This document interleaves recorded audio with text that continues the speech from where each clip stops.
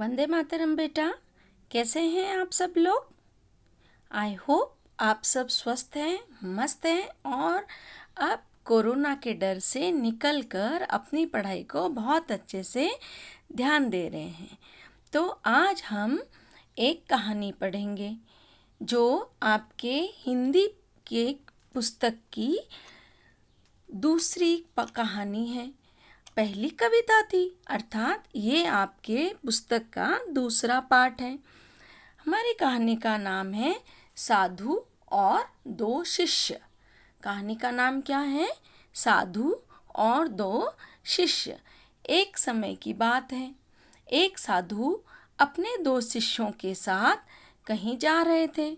उनके शिष्यों के नाम मधुर और गोपाल थे। मधुर अपने नाम के भांति ही बहुत मीठा बोलता था।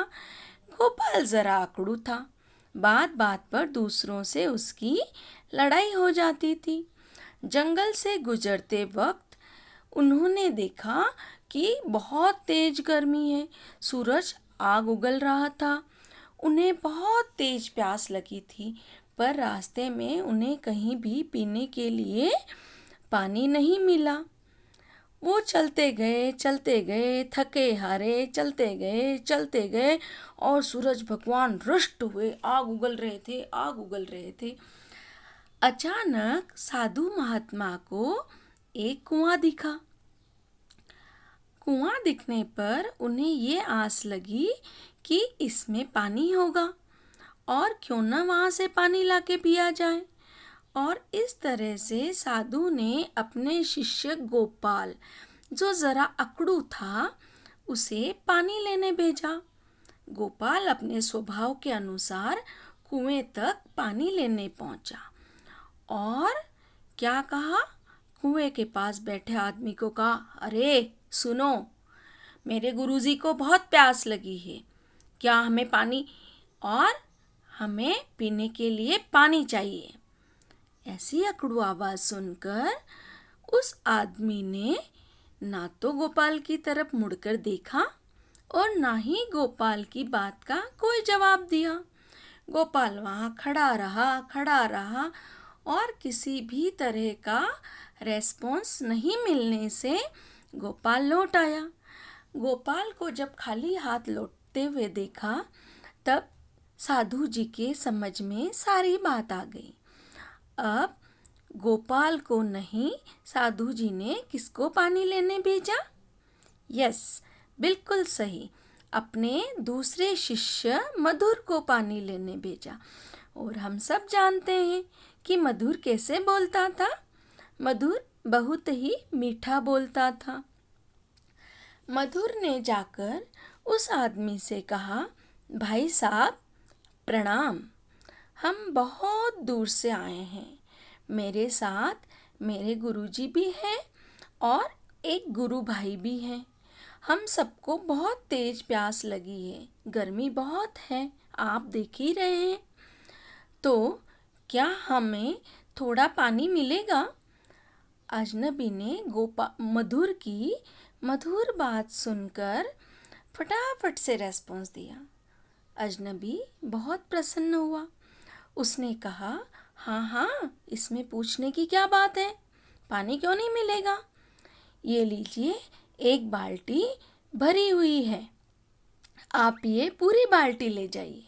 और हाँ सुनो, और चाहिए तो और भी ले जाना। और इस तरह से मधुर ने अपने मधुर बोल से, मीठे बोल से जल गुरुजी के लिए और गोपाल के लिए ले आया। और अब गोपाल को भी इस बात का पता चला कि मीठे बोलने से कार्य हो जाते हैं।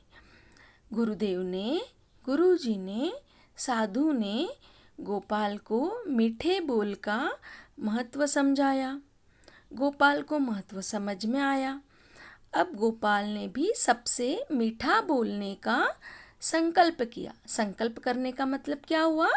निश्चित करना, पक्का करना, अर्थात अब से गोपाल सबसे मीठे बोल बोलेगा। आपको कहानी समझ में आई?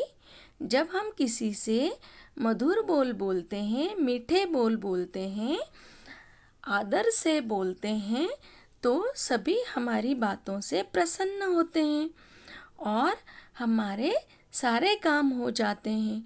हमें किसी भी काम के लिए कोई मना नहीं करता।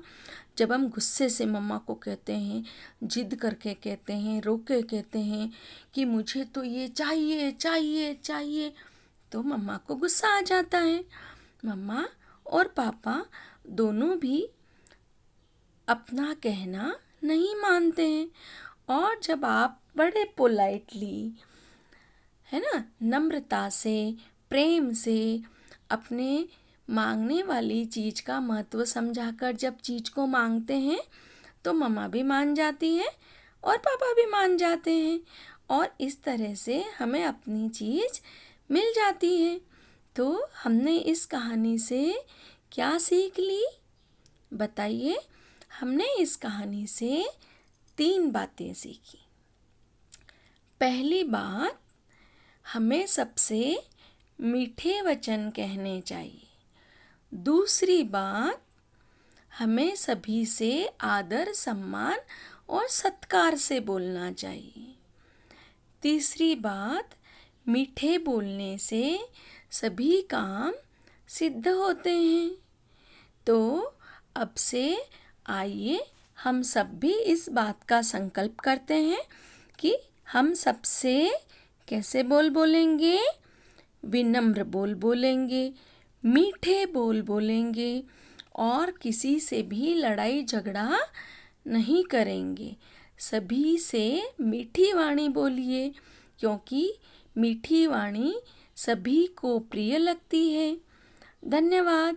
इस तरह से आपकी ये स्टोरी, ये कहानी कंप्लीट हुई। नेक्स्ट लेक्चर में हम नेक्स्ट कहानी के साथ मिलेंगे। Bye bye.